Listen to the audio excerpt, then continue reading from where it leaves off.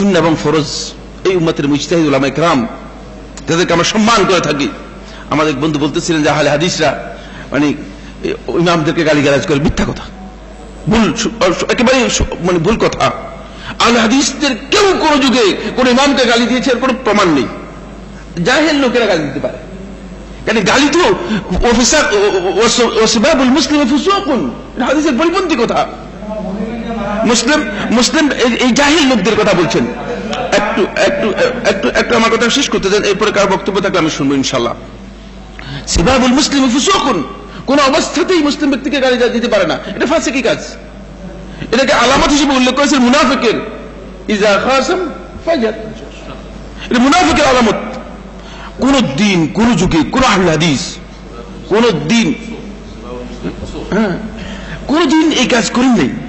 এটা করেছে একান্ত জাহেল লোক, ও হয়ে দায়ী আন্নাহু মিন আহলে হাদিস। বুঝতে পেরেছেন কিনা? সে দাবি করতে পারে। আপনি দাবি করতে পারেন যে আপনি আহলুস সুন্নাহ, হাল আনতা মিন আহলিস সুন্নাহ। আপনি দাবি করতে পারেন যে আনা মিন আহলিল কোরআন, হাল আনতা আহলুল কোরআন।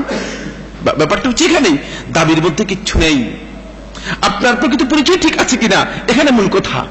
আপনি আসলে কি আহলুস সুন্নাহ কিনা, আপনি আসলে কি আহলে হাদিস কিনা, নাকি আহলে হাদিস নাম দিচ্ছেন, এখানে হলো কথা।